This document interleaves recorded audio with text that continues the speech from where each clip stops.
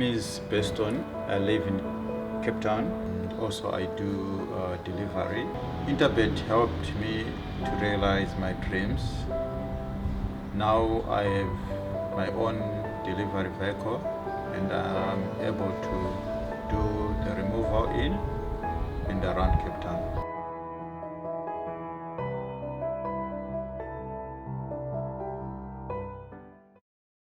Just the other day, we brought in the new year, the year of 2023, and 2 or 3 blinks, and we're in March.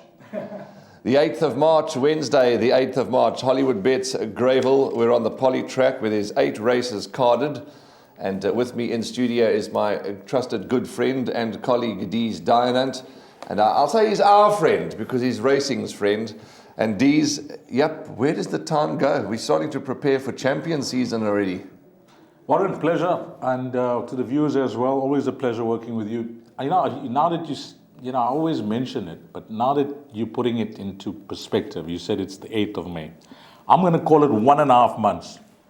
Drill Hole Stakes, independent on Saturday, Guineas and all of that. Independent on Saturday, Drill Hole Stakes, and I don't know who's got their name behind the Guineas now, but that is in a month and a half. That's a month and a half. Yeah. I mean, that's the first Saturday of May.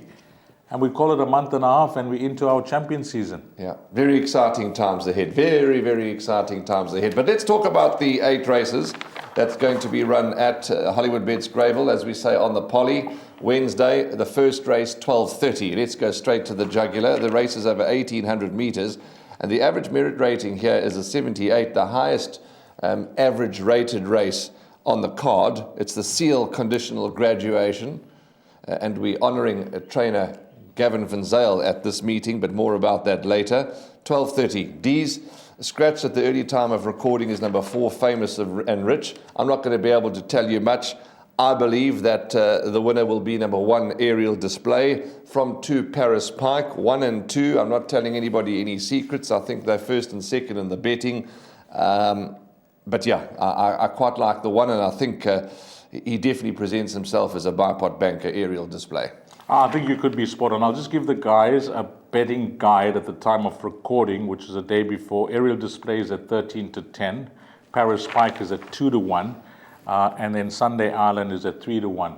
And you got Quizmaster at 6-1. The balance are all in double figures. Yeah, I think you could be right with Aerial Display, showing that he is clearly above average, gone back to back. He's drawn 1.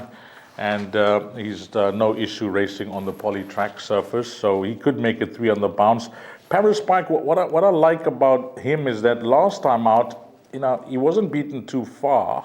I say too far, 5.5 lengths, but the jockey felt something amiss with him, so I don't know how much he persevered with him in the latter stages of the race, so there could be more to come from him. And then of the 2 from the Platina-Nell combination, and that's Andre Nell of numbers 3 and 6, I clearly think you could be on the right horse with Sunday Island, because there's been respiratory noises reported his last 2 starts. It seemed to have affected him more last time out than he did at his penultimate start. So I'm in agreement with you here, Warren. I think it could be a form result in the bar pot.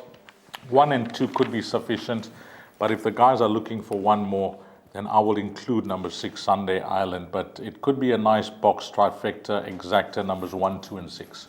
Okay, 1, 2, 6 trifecta and exactas boxed.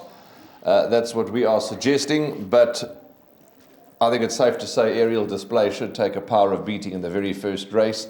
That is the first leg of the bipot. 12:30 is the off time. We're going to move on swiftly and talk about race 2 in a moment.